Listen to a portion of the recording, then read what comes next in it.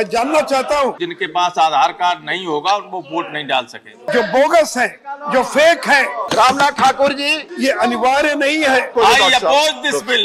कांग्रेस के लोगों ने क्यों नहीं विरोध किया? टीएमसी के लोगों ने क्यों नहीं विरोध किया? एक एक आदमी का नाम बंगाल के अंदर, केरल के अंदर, मुझे बहुत आश्चर्य लग रहा है।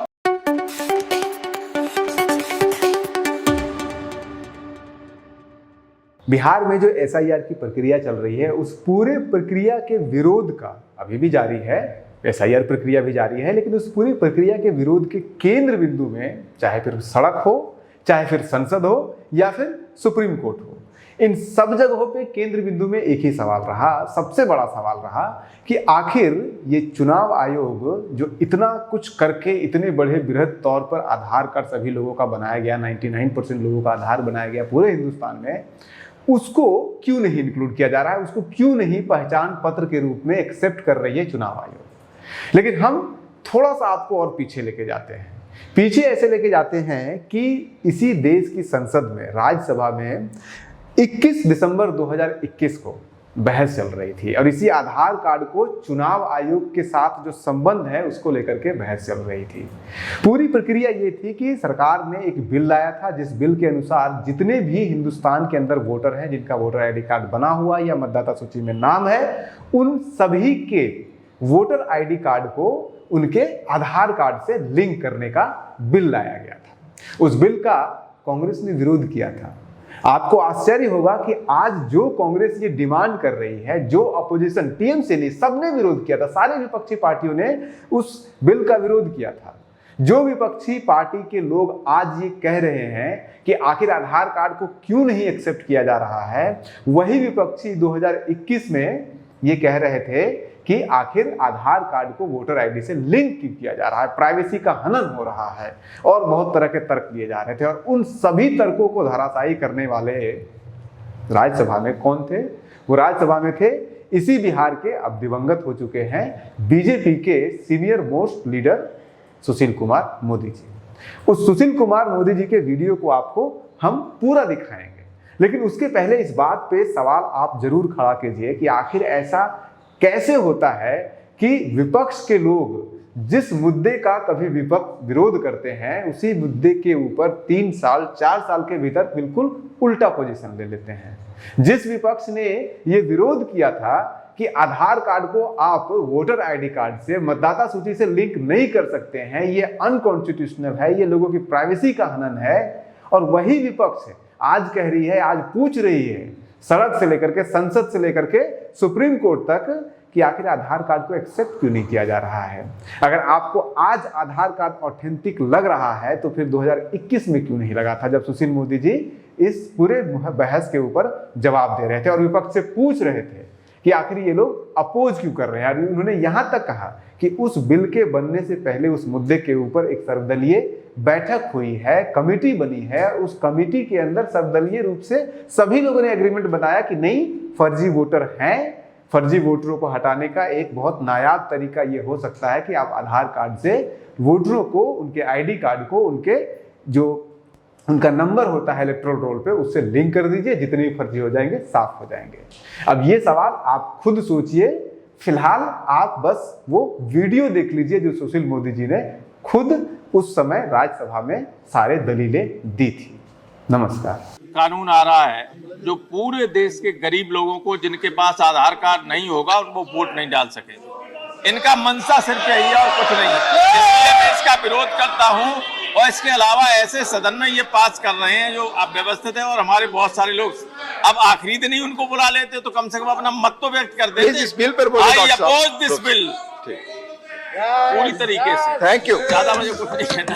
रामनाथ ठाकुर जी, मुझे बहुत आश्चर्य लग रहा है कि जिन लोगों ने पार्लियामेंट्री स्टैंडिंग कमेटी में ये मांग किया, ये समर्थन किया कि आधार के साथ वोटर आईडी कार्ड को लिंक किया जाए, आज वही लोग वेल में आकर इसका विरोध कर रहे हैं। ये सदन के अंदर जो रिपोर्ट ले की गई है पार्लियामेंट्री स्टैंडिंग कमेटी, ये जिसमें कि कांग्रेस के लोग शामिल थे, सीपीएम के लोग शामिल थे, जिसके अंदर तृणमूल कांग्रेस के लोग शामिल थे, उसकी रिपोर्ट की ये अनुशंसा है। सत्य महोदय, एक बार नहीं, पार्लियामेंट्री स्टैंडिंग कमेटी ने 2 बार इसकी अनुशंसा की है कि वोटर आईडी कार्ड के साथ और इसको जोड़ा जाए।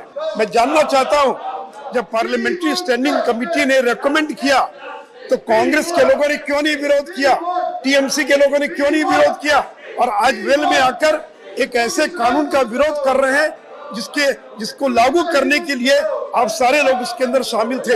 ये एटीआर की रिपोर्ट है जो इस सदन के अंदर रखी गई और जिसमें कमेटी ने यह निर्देश दिया कि 22-23 की जो डिमांड फॉर ग्रांट्स की जब चर्चा होगी उसमें सरकार बताए कि आधार को जोड़ने के बारे में और अभी तक क्या कार्रवाई हुई है। तो ये जो बिल पेश किया गया है सती महोदय, इस बिल में यह कहा गया कि ये मैंडेटरी नहीं है, ये अनिवार्य नहीं है।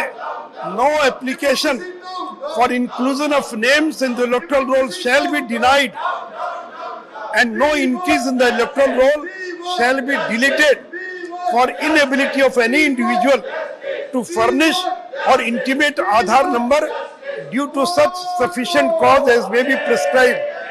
यानी अगर कोई व्यक्ति अपना आधार नंबर अगर उपलब्ध नहीं करा सकता है किन्हीं कारणों से तो उसको बाध्य नहीं किया जाएगा, उसका नाम मतदाता सूची से विलोपित नहीं किया जाएगा। लेकिन साथी महोदय, इस बिल में इतनी स्पष्टता है कि यह बाध्यता नहीं है, ये मैंडेटरी नहीं है, ये ऑप्शनल है। जो लोग चाहे वो अपना आधार नंबर देंगे।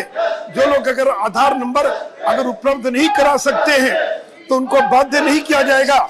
मतदाता सूची में लाखों लाख बोगस नाम जुड़वा कर रखे हैं और इनका जो वोट बैंक है, एक आदमी का नाम और 4 बार है। एक आदमी का नाम बंगाल के अंदर की जीत हुई है, टीएमसी को सफलता मिली है, इस बोगस वोटर लिस्ट के कारण मिली है। और अगर सती महोदय अगर आधार के साथ लिंक कर दिया गया तो लाखों वैसे नाम जो बोगस हैं, जो फेक हैं, जिन लोगों ने गलत तरीके से अपने नाम को दर्ज करा लिया था, वो सारे के सारे नाम और विलोपित कर दिए जाएंगे। ये डर है और इसे अपने वोट बैंक को बचाने के लिए ये लोग इसका विरोध कर रहे हैं। सचिव महोदय, केवल बंगाल में नहीं, केरल के अंदर